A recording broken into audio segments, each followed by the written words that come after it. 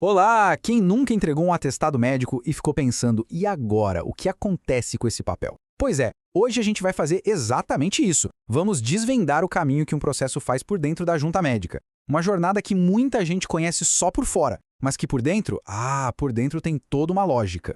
Essa é a grande questão, não é mesmo? Parece que o documento entra num buraco negro e a gente fica esperando. Mas, na verdade, ele dá início a uma jornada super bem definida, com etapas, com responsáveis, tudo bem amarradinho. E é esse mapa que a gente vai seguir junto agora.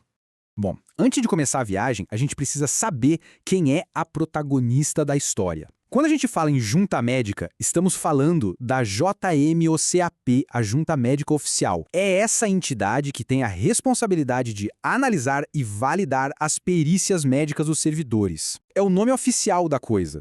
Então, olha só o nosso roteiro. A gente começa entendendo o processo como uma jornada e quem são os envolvidos. Daí, vamos passar por cada etapa. Como o processo é recebido, como o médico analisa, como o laudo é criado e, por fim, como a segurança digital entra para fechar tudo com chave de ouro. Vamos nessa? A melhor maneira de visualizar esse fluxo todo é pensar uma corrida de revezamento. O processo é o bastão que vai passando de mão em mão até cruzar a linha de chegada. Mas claro, antes de a corrida começar, a gente precisa conhecer os nossos principais atletas, né? E aqui estão eles. De um lado, o RH da junta, que faz a função administrativa. Pensa neles como a equipe que prepara a pista, que confere se está tudo nos conformes. Do outro lado, o médico perito, com a função técnica. Ele é o especialista, quem vai de fato avaliar o caso. Entender essa divisão é fundamental, sabe? Garante que a parte burocrática seja resolvida por quem entende de administração, deixando o médico livre para focar no que realmente importa, a análise técnica da saúde. E a corrida começa, o bastão entregue, e a primeira equipe a recebê-lo é a do RH.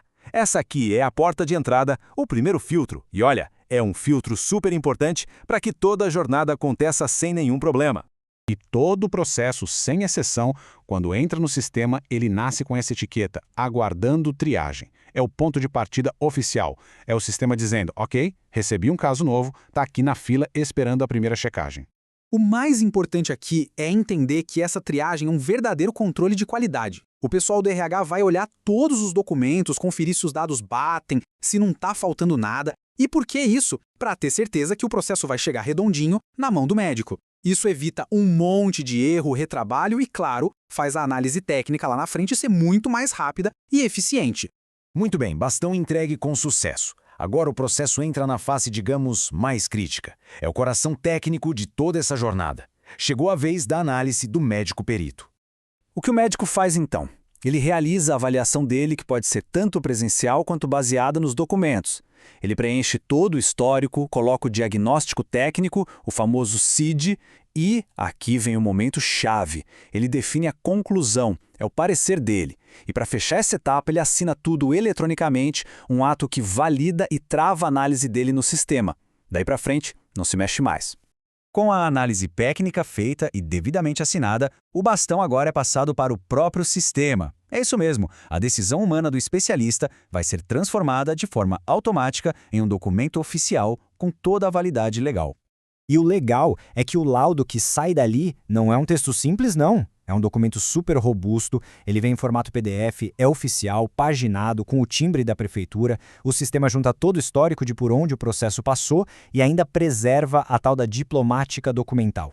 É um nome técnico para dizer que o documento mantém um formato que garante a sua autenticidade e valor legal. E chegamos na reta final da nossa corrida.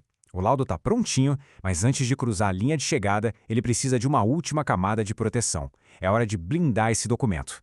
E essa blindagem é feita com um código de autenticação digital. Pensa nesse código como se fosse uma impressão digital eletrônica, sabe? Um protocolo único que o sistema injeta lá no rodapé do documento. É esse código que garante que o laudo é verdadeiro, que não foi alterado e que pode ser verificado em qualquer lugar, a qualquer momento. E com a segurança garantida, a jornada finalmente chega ao seu destino. O status do processo muda para concluído ou aguardando ciência. A corrida terminou, a missão foi cumprida e o resultado já está disponível. Então, só recapitulando, o processo percorreu um caminho completo, né? Ele saiu de um status de espera, passou por uma checagem administrativa, depois uma análise técnica, se transformou num documento oficial e, por fim, foi protegido digitalmente. Uma jornada de ponta a ponta, totalmente digital, segura e o mais importante, rastreável. Isso tudo nos leva a uma reflexão final, né? Será que um processo digital pode ser mais seguro que o velho e bom papel? Bom, se a gente parar para pensar em todas as etapas de validação, nas assinaturas eletrônicas, nos códigos de autenticidade, a tecnologia parece oferecer umas camadas de segurança e de transparência que o papel, sozinho, dificilmente conseguiria ter. Fica aí a reflexão. Obrigado pela companhia nessa jornada.